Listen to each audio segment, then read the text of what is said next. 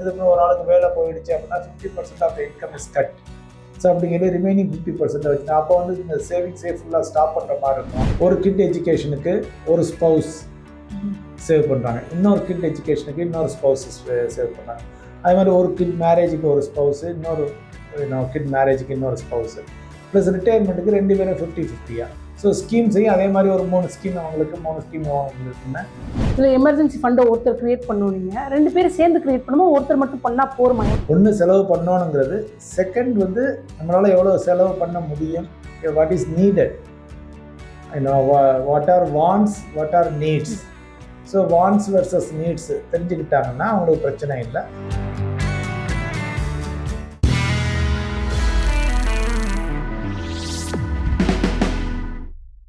Sir வணக்கம் sir. வணக்கம் வணக்கம் சார். இப்போ வந்து எல்லா இடத்துலையும் ஹஸ்பண்ட் அண்ட் ஒய்ஃப் சம்பாதிக்கிறது அப்படின்றது காமனாக இருக்குது.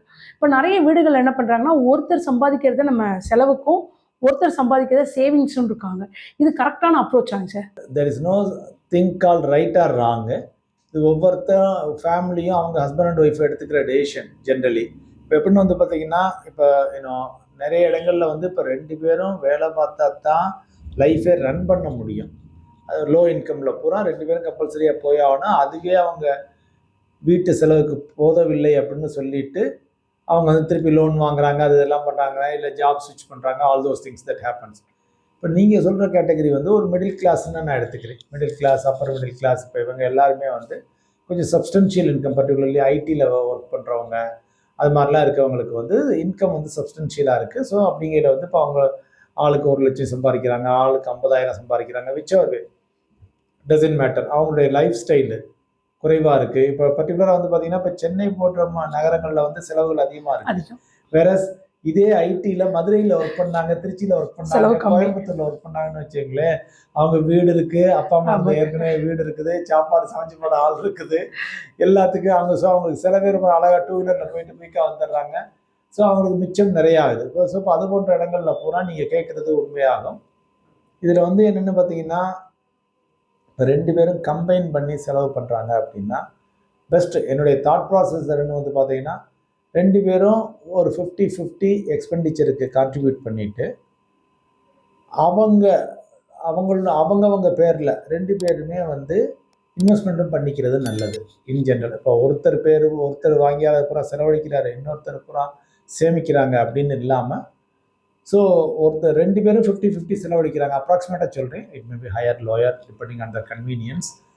அப்படி 50-50 செலவுக்கு போட்டுட்டு 2 பேர் நேம்லையுமே கொஞ்சம் இன்வெஸ்ட்மெண்ட் பண்ணிக்கினாங்கன்னா, ஃப்யூச்சரில் அவங்களுக்கு வித்ட்ரா பண்ணையிலெல்லாம் பார்த்தீங்கன்னா அந்த ஒரு 1.5 லட்சம் ரூபா per person per year tax ஃப்ரீன்னா இருக்குது. ஸோ இப்போ அதெல்லாம் அவங்களுக்கு கொஞ்சம் வசதியாக இருக்கும். ஸோ அது மாதிரி பின்னால் எடுக்கையில் அது மாதிரி லைக் இன்னொன்று வந்து இன்னைக்கு லெவலில் வந்து இப்போ சில சமயம் கணவன் மனைவியிடையே கருத்து வேறுபாடு வரலாம். இப்போ கருத்து வேறுபாடு வரையில் இப்போ ஒரு ஆள் பூரா செலவழிச்சிருந்தாரு, இன்னொரு ஆள்கிட்ட பூரா சேவிங்ஸ் இருந்துச்சுன்னு வச்சுங்களேன், இப்போ அது போன்ற சமயங்களில் சிக்கலாக மாறிடும். ஒரு பார்ட்டி வந்து எதிர்கால பிரச்சனைகளும் கருத்தில் கொண்டு சேவிங்ஸ் ஆரம்பிக்கணும். ஸோ இப்போ அவங்க வெல் ஆஃப் ஆகிடுவாங்க, அவங்க பாட்டுக்கு எடுத்துகிட்டு போயிடுவாங்க, இன்னொருத்தவங்க இருக்கிறவங்களுக்கு சிரமமாக போயிடும். So all those things. So அதனால் வந்து 2 பேருமே ஒரு 50-50 மாதிரி செலவு போட்டு மீதி 2 பேர் நேம்லையும் என்ன சர்ப்ளஸ் இருக்கும் அதை இப்போ அதில் வந்து இப்போ ஒருத்தர் கொஞ்சம் கூட சம்பாதிக்கலாம், குறைச்சி சம்பாதிக்கலாம், all those things are that. So இப்போ அதை வந்து அக்கார்டிங்லி கொஞ்சம் அட்ஜஸ்ட் பண்ணிக்கலாம். கொஞ்சம் கூட சம்பாதிக்கிறவங்க கூட கான்ட்ரிபியூஷன் பண்ணலாம், குறைச்சி சம்பாதிக்கிறவங்க குறைச்சி கான்ட்ரிபியூஷன் பண்ணலாம் ஃபேமிலிக்காக. ரிமைனிங்கை வந்து இப்போ அவங்க 2 பேர் நேம்லையும் போட்டு 2 பேரும் இப்போ ஒரு எக்ஸாம்பிளுக்கு வந்து எப்படி பிரிச்சுக்கலாம்னா, 2 கிட் இருக்குன்னு வைங்களேன், ஒரு கிட் எஜுகேஷனுக்கு ஒரு ஸ்பௌஸ் சேவ் பண்ணுறாங்க, இன்னொரு கிட் எஜுகேஷனுக்கு இன்னொரு ஸ்பௌஸஸ் சேவ் பண்ணுறாங்க. அது மாதிரி ஒரு கிட் மேரேஜுக்கு ஒரு ஸ்பௌஸு, இன்னொரு கிட் மேரேஜுக்கு இன்னொரு ஸ்பௌஸு, ப்ளஸ் ரிட்டையர்மெண்ட்டுக்கு 2 பேரும் 50-50. ஸோ ஸ்கீம்ஸையும் அதே மாதிரி ஒரு 3 ஸ்கீம் அவங்களுக்கு 3 ஸ்கீம் அவங்களுக்குன்னு பிரிச்சுக்கிட்டாங்கன்னா அது வந்து கொஞ்சம் நல்லாயிருக்கும். காம்பினேஷனும் நல்லா கிடைக்கும், கொஞ்சம் ரிஸ்க் டைவர்சிஃபிகேஷன் ஆகும். ஸோ ஆல் தோஸ் திங்ஸ் அந்த பெனிஃபிட்ஸ் எல்லாம் இருக்குது. சார் இப்போ 2 பேர் சம்பாதிக்கிறதுல 50% செலவு ஆளுக்கு 50-50 போகுதா, மீதியை சேவ் பண்ணுங்க. இதுக்கு பட்ஜெட் போட்டு அவங்க எக்ஸ்பென்சஸை பண்ணுமா? பட்ஜெட் இதில் எவ்வளோ பெரிய ரோல் வகிக்குங்க சார்? சரி, ஏன்னா இப்போ 2 பேர் சம்பாதிக்கையில் வந்து அவங்களுக்குள்ள ஆட்டோமேட்டிக்காக வந்து பார்த்தீங்கன்னா, நம்ம எவ்வளோ செலவு பண்ணணும் அப்படிங்கிறது வந்து ஃபஸ்ட்டு திங். ஒன்று செலவு பண்ணணுங்கிறது, செகண்ட் வந்து நம்மளால் எவ்வளோ செலவு பண்ண முடியும், what is needed, what are wants, what are needs. So wants versus needs தெரிஞ்சுக்கிட்டாங்கன்னா அவங்களுக்கு பிரச்சனை இல்லை. ஸோ போட்டு ஓகே நம்ம மாத பட்ஜெட் வந்து ஓகே 1,00,000 செலவாகுது அல்லது 50,000 செலவாகுது, வாட் எவர் மேபி 25,000 செலவாகுது, வாட் எவர் மேபி. ஸோ இப்போ இந்த அமௌண்ட்டுக்கு வந்து ஓகே நம்ம வாங்க ஆளுக்கு 25,000 கான்ட்ரிபியூட் பண்ணுவோம், இவ்வளோ தேவை, இதுக்குள்ளே நம்ம முடிச்சிடலாம், இதுக்குள்ளே நம்ம வச்சுக்கணும் நம்ம இது. ஓகே வெக்கேஷன் போகிறதுனா தனியாக அலோகேஷன் பண்ணிக்குவோம், அதில் ஒரு எமர்ஜென்சி ஃபண்டா அதுக்கு தனியாக ஒரு அலோகேஷன் பண்ணிக்குவோம், ஒரு ஆள் வெக்கேஷனுக்கு சேவ் பண்ணால் இன்னொரு ஆள் எமர்ஜென்சி ஃபண்டுக்கு சேவ் பண்ணலாம். So all those things. அது தவிர அப்புறம் இப்போ நிறைய பேர் வர்றவங்களாம் சொல்லுவாங்க, சார் அடிக்கடி இப்போ கல்யாணத்துக்குலாம் நான் போகிறேன், மொய் வைக்கிறதுக்கு, அல்லது நான் ஊருக்கு அடிக்கடி போயிட்டு வரேன், பஸ் சார்ஜஸே எங்களுக்கு நிறைய வந்தது, ட்ரெயின் பஸ் எல்லாமே, ஆல் தோஸ் திங்ஸ். ஸோ அதனால் வந்து இப்போ அதெல்லாம் இருக்கிறதுனால 2 பேரும் ஈக்குவலாக பிரித்து பண்ணுறது. பட்ஜெட்டுங்கிறது எல்லாருக்குமே அவசியம், தனிநபருக்கும் சரி ஒரு ஃபேமிலிக்கும் சரி. அப்போ தான் அது போட்டாங்கன்னா தான் நம்மளால் எவ்வளோ சேவ் பண்ண முடியும், எவ்வளவு செலவழிக்கணும் அல்லது செலவழிக்கிறதை எவ்வளோ குறைக்க வேண்டும், எது அன்னெசரியாக சேவ் பண்ணிக்கிட்டு இருக்கோம், இது எல்லாமே தெரியும். ப்ளஸ் நம்ம எதிர்காலத்துக்கு நமக்கு எவ்வளோ தேவைப்படுகிறது, அங்கேருந்து கால்குலேஷன் ஆரம்பிக்கணும். அங்கே ஆரம்பிச்சாங்கன்னா பேக்வேர்ட்ஸ் ஒர்க் பண்ணிட்டு வந்தாங்கன்னா நம்ம எவ்வளோ சேவ் பண்ணணுங்கிறது தெரிய ஆரம்பிச்சிடும். சார் இப்போ இந்த பிளானிங்கே இப்போ நீங்கள் சொன்னீங்க, இதில் எமர்ஜென்சி ஃபண்டை ஒருத்தர் க்ரியேட் பண்ணணும், 2 பேரும் சேர்ந்து க்ரியேட் பண்ணுமோ ஒருத்தர் மட்டும் பண்ணால் போருமா எமர்ஜென்சி ஃபண்டு ஒன்று?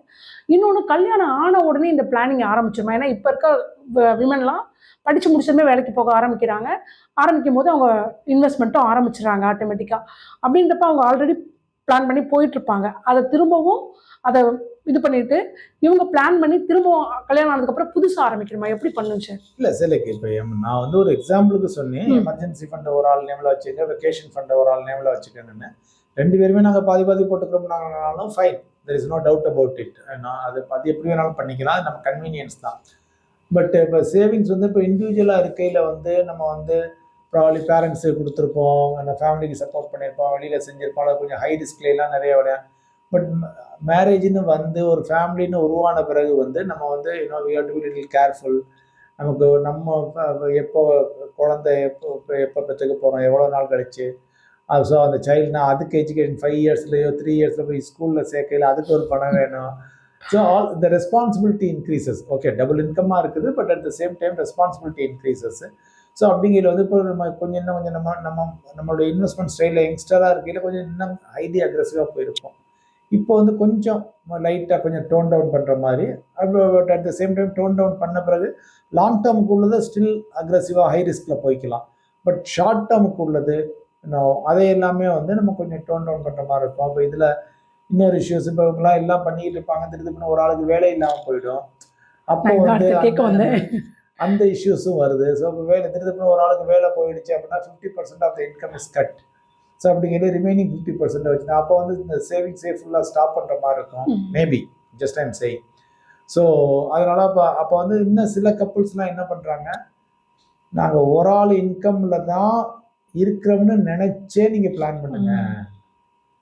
ஸோ இப்போ நான் ஒரு ஆள் இன்கமில் இருந்தாவே குடும்ப செலவெல்லாம் செலவழித்து ப்ளஸ் நான் சேவ் பண்ணணும், அந்த மாதிரியும் ஒரு கன்சர்வேட்டிவாக கேட்குறாங்க. நான் கொஞ்சம் கன்சர்வேட்டிவாக வச்சுக்கிறோங்கிற மாதிரிலாம் மக்கள் பிளான் பண்ணிக்கிறாங்க யூஸ்வலாக. So those are all very important and valid points. But என்னென்னு வந்து பார்த்தீங்கன்னா இவங்க எல்லாருமே பண்ண வேண்டியது வந்து ஜென்ரலாக investment first, expense next. Month 30 சம்பளம் வருதா, 5ஆம் தேதிக்குள்ளே நம்ம இன்வெஸ்ட்மெண்ட் பண்ண வேண்டியெல்லாம் பண்ணிவிடுங்க. வாட் எவர் இஸ் ரிமைனிங், ஏன்னா ஆல்ரெடி பட்ஜெட் பண்ணிட்டீங்க, எல்லாம் பண்ணிட்டீங்க, ரிமைனிங்கை வச்சு அந்த மந்த்தை நீங்கள் ஓட்டுங்க, ஹாப்பியாக ஓட்டுங்க. சார் இப்போ நீங்கள் வந்து உங்களோட எக்ஸ்பீரியன்ஸாக நிறைய கப்பிள்ஸ் அந்த மாதிரி பார்த்துருப்பீங்க. அப்படிங்கிறப்ப அவங்க பண்ணுற ஜென்ரலான தப்பு என்னங்க சார்? அவங்க பிளான் பண்ணுறதுலையோ இல்லை சேவிங்ஸ்லையோ என்ன மாதிரி தப்பு பண்ணுறாங்கங்க சார்? இல்லை மெயினாக பண்ணுறது என்ன வந்து பார்த்தீங்கன்னா, இப்போ நீங்கள் இன்வெஸ்ட்மெண்ட் ஸ்டார்ட் பண்ணுங்கள், எஸ்ஐபியை ஸ்டார்ட் பண்ணுங்கள் அப்படின்லாம் சொன்னோம்னா ஆரம்பத்தில் பயப்படுறாங்க, ஐயோ கமிட்மெண்ட் ஆயிருமோ. இல்லை சார் நான் அப்பப்போ வந்து இன்வெஸ்ட்மெண்ட் பண்ணிக்கிறேன், எனக்கு கிடைக்கும் சர்ப்ளஸ், நான் சேர்த்தானே வைக்கிறேன், நான் வந்து செலவழிக்கிறேன் சேர்த்தானே வைக்கிறேன். அப்போ என்னென்னா இப்போ எஸ்பி அக்கௌண்ட் ஒரு 5 லட்சம் 10 லட்சம் சேருதுன்னு வாங்கல, சேர்ந்தனோடனே என்ன நினைப்பாங்க, ஒரு லண்டனுக்கு வெக்கேஷனுக்கு போவோமா, இல்லை ஒரு காரு பெரிய காராக வாங்கிடுவோம், நம்ம ட்ரீமை வாழாட்டி என்ன. இப்போ நிறைய பேர் வந்து யூடியூப் ஷார்ட்ஸை பார்த்து வாழ்கிறவங்களாயிட்டாங்க. ஸோ அவன் ஷார்ட்ஸில் வந்து நாங்கள் இருந்தால் பாருங்க, நான் அந்த BMW கார் வாங்கிட்டு இதை பண்ணிட்டு இத்த பெரிய ஃப்ளாட் வாங்கிட்டோன்னு எல்லாரும் ஓப்பன் அப் பண்ணி காமிக்கிறாங்க. உடனே மக்களுக்கு பூரா ஒரு ஆசை வருது, நம்மளால முடியுமா இல்லையா, நம்ம பட்ஜெட்டுக்கு உகந்ததா இல்லையா, அதெல்லாம் யோசிக்கல. எல்லாரும் அவங்கெல்லாம் வாங்கியிருக்காங்களே, நம்மளும் வாங்கத்தானே வேணாம் அப்படின்னு சொல்லிட்டு போய் இந்த எக்ஸ்ட்ரா வெகன்ஸாவில் ஃபர்ஸ்ட் விட்டுடுறாங்க. அல்லது டபார்னு ஒரு ஹோம் லோன் எடுத்துடுறாங்க. ஹோம் லோன் எடுத்து அது பாட்டுக்கு 30 வருஷம் 25 வருஷம் இன்னும் போட்டுடுறாங்க. போட்டால் தான் அவங்க காலை கட்டி போட்ட மாதிரி ஆகுது. லிக்விடிட்டி அப்படியே டைட்டன் ஆயிடுது. ஒரு எக்ஸாம்பிளுக்கு அவங்க வாடகைக்கு எடுத்தாங்கன்னா 10-15,000 ரூபாய்க்கு வீடு எடுத்துக்கலாம் வாடகைக்கு. But at the same time home loan எடுத்துட்டாங்கன்னா 30-35,000 40,000 மாதம் மாதம் கட்ட வேண்டியது இருக்குது. Double or more than double கட்ட வேண்டியது இருக்குது. அப்படிங்கல அவங்களுக்கு கால் கட்டு போட்ட மாதிரி ஆயிடுது. மீதி எல்லாம் லிக்விடிட்டிஸ் டைட் ஆகிடுது. இதில் யாருக்காவது ஒரு ஆளுக்கு வேலை போயிடுச்சுன்னா இன்னும் ரொம்ப டைட் ஆகிடுது. ஸோ அது மாதிரி மிஸ்டேக்ஸு. நான் இன்வெஸ்ட்மெண்ட் வந்து எனக்கு கொஞ்சம் நல்ல சர்ப்ளஸ் வரட்டும், அதுக்கப்புறம் நான் சேமிக்க ஆரம்பிக்கிறேன் அப்படின்னு நினைக்கிறது. ஸோ அது என்னன்னா, நீங்கள் இன்னைக்கு இன்வெஸ்ட்மெண்ட் பண்ணோம்னு வச்சிங்கன்னா நீங்கள் 100 ரூபாயிலேருந்து பண்ணலாம், 500 ரூபா 1000 ரூபா 2000. ஸோ இன்வெஸ்ட்மெண்ட்டை அஸ் அ ஹேபிட்டாக ஆரம்பிச்சிடுங்க. நான் இன்னைக்கு 10% போட்டுக்கிறேன் என்னுடைய வருமானத்தில், நாளைக்கு ஒரு 15% போட்டுக்கிறேன், அப்புறம் ஒரு 20%. அது தவிர வந்து இப்போ நிறைய பேருக்கு பரிச்சயம் இல்லாததுனால, இந்த மியூச்சுவல் ஃபண்ட் அது இதெல்லாம் பரிச்சயம் இல்லாததுனால எல்லாருமே என்ன பண்ணுறாங்க, நாங்கள் ஃபஸ்ட்டு லேண்டை வாங்கிடுறோம், கோல்டை வாங்கிடுறோம், வீடை வாங்கிடுறோம். அதெல்லாம் முடிச்சுட்டு இங்கே வர்றாங்க. எல்லாம் அவங்க திரும்பி பார்க்கல 45 வயசு ஆகிடுது இதெல்லாம் முடிச்சுட்டு வர்றதுக்கு. ஸோ அவங்க அப்புறம் வந்து என் வாழ்க்கை பூரா நான் லோனாக கட்டிட்டு போயிட்டேனே அப்படி. ஸோ அதுல எல்லாம் கொஞ்சம் திட்டமிடல், அங்கே தான் மிஸ்டேக்ஸ் அவங்க பண்ணுறது, மேஜர்லி மிஸ்டேக்ஸ் பண்ணுறது. ஸோ இப்போ இதெல்லாம் பண்ணுறதுக்கு முன்னால் ஒரு ஃபினான்ஷியல் அட்வைசரை, ஒரு ஃபினான்ஷியல் பிளானரை பார்த்துட்டு அவங்களோட ஒரு கன்சல்ட் பண்ணிவிட்டு நம்ம செய்கிறது ரைட் தானா தப்பா, அல்லது பெட்டர் வேஸ் இருக்குதா. ஏன்னா இப்போ யூடியூப்பை பார்த்தே எல்லாத்தையும் நம்ம கற்றுக்க முடியாது, ஆன்லைனை பார்த்தே எல்லாம் கற்றுக்க முடியாது. சர்டன் ஃபிசிக்கல் எக்ஸ்பீரியன்ஸ் உள்ளவங்கள போய் மீட்டப் பண்ணிவிட்டு அதுக்கப்புறம் ஒரு டெசிஷன் எடுக்கிறது வந்து அவங்களுக்கு ஒரு விசிதமாக இருக்கும். சார், இப்போ நீங்கள் சொன்னீங்க மிஸ்டேக்ஸில் ஃபஸ்ட் எடுத்து வீடு வாங்கிடுறாங்க அப்படின்ட்டு. ஆனால் வீடுங்கிறது ஃபஸ்ட்டு வீடு அப்படிங்கிறது எல்லாருக்குமே தேவைப்படும் எக்ஸாம்பிளுக்கு. அப்படிங்கிறப்ப அந்த வீடை எப்போ வாங்கணும் சார்? அவங்க எப்படி அப்போ சேர்த்து வாங்குறதா? ஏன்னா ஃபஸ்ட்டே வாங்கக்கூடாதுன்றப்ப எப்போ வாங்கலாம்? அதுக்கு எப்படி பிளான் பண்ணுறதுங்க சார்? இல்லை, டூ யங் ஏஜில் போய் வாங்குறது ஏன்னா இன்னைக்கு உள்ளவங்க வந்து யங்ஸ்டர்ஸ் வந்து தே ஆர் மோர் டைனமிக் இந்த சென்ஸ் அவங்க பிளானை சேஞ்ச் பண்ணிக்கிட்டே இருக்காங்க. ஃபஸ்ட்டு நான் ஓகே சென்னையில் வேலை கிடச்சிருச்சுன்னு சென்னையில் வர்றாங்க. இங்கேருந்து ஒரு கொஞ்சம் சம்பளம் ஒரு 10% 20% கூட கிடைச்சுன்னா ஹைதராபாத் போகிறாங்க, இல்லை பெங்களூர் போகிறாங்க. இல்லை இப்போ அவங்க ஃபஸ்ட்டு கல்யாணம் ஆகாத போது வீடை வாங்கிட்டாங்கன்னு வைங்களேன், அவங்களுடைய ஸ்பவுஸ் வந்து பெங்களூரில் இருக்காங்க, ஹைதராபாத்தில் இருக்காங்க, நாக்பூரில் இருக்காங்க அப்படின்னா அப்போ அங்கேயே அவங்க போக வேண்டியதாக இருக்குது. அப்போ இந்த வீடை வாடகைக்கு விட வேண்டியதாக இருக்குது. Then again it is useless. இல்லை இப்போ இவங்க நாங்கள் வாங்கிட்டோம், நாங்கள் ஆஃப்டர் மேரேஜ் வந்து நாங்கள் 2 பேருமே இங்கே வீடு இருந்தால் தான் பெட்டரு அப்படின்னு.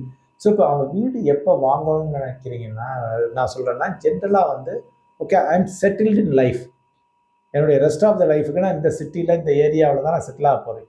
ஐ எம் ஷூர் அது ஓஎம்ஆராக இருக்கலாம், சென்னையில் ஈசிஆராக இருக்கலாம், நுங்கம்பாக்கமாக இருக்கலாம், எங்கே வேணாலும் அண்ணா நகராக இருக்கலாம், எங்கே வேணாலும் இருக்கலாம். ஸோ வென் தே கெட் ஒரு செட்டில்டு மைண்ட் செட் அவங்களுக்கு எப்போ கிடைக்குதோ அப்போ ப்ராப்பர்ட்டி வாங்கினாங்கன்னா போதும். அதுக்கு முன்னால் வாங்கி, ஏன்னா இப்போ அது எல்லாருக்கும் வீடு வேணும் அவசியம், no doubt about it. First house is important, அதில் டவுட்டே கிடையாது. பட் அதை அடிக்கடி வாங்கி விட்டுட்டு அதை என்ன பண்ணீங்க, ஃப்ளாட் எல்லாம் பார்த்தீங்கன்னா அப்ரிசியேஷன் பெருசாக இல்லை. 15 வருஷம் வச்சுருந்தீங்கன்னா ஃப்ளாட் டபுள் ஆச்சுன்னா பெருசு. 15 வருஷம் வச்சுருந்து ஃப்ளாட் டபுள் ஆச்சுன்னா நீங்கள் வாங்கின விலையிலேருந்து இன்னைக்கு பெரிய காரியம். So that is the reality.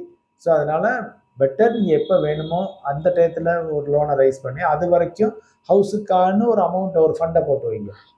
மாதம் க்ரோத்தில் போகட்டும், ரிஸ்க்குள்ள ஃபண்டில் போகட்டும். போயிட்டு அது நீங்கள் வீடு வாங்க போயில அதை வந்து நீங்கள் யூஸ் பண்ணிக்கலாம். வீடு வாங்கலைன்னா இப்போ அதை வேறு பர்பஸ்க்கு யூஸ் பண்ணிக்கலாம். But anyway it would have given you good growth rate. நீங்கள் வீடு வாங்கியிருந்தீங்கன்னா என்ன எவ்வளோ விலை உயர்ந்திருக்குமோ அதை விட இதில் விலை அதிகமாக உயர்ந்திருக்கும். ஓவர் பீரியட் ஆஃப் டைம் ஒரு 7 years 8 yearsலாம் நம்ம பார்க்கையில் தாராளமாக அதை விட இதில் உங்களுக்கு லாபம் நல்லா கிடைக்கும். சார், இப்போ ஒரு கப்புலாக அவங்க என்னெல்லாம் பண்ணணும் சார்? சேவிங்ஸ் ஆரம்பிக்கிறதுக்கு முன்னாடி என்ன பண்ணணும், ஒரு டிப்ஸ் மட்டும் சொல்லுங்கள் சார்.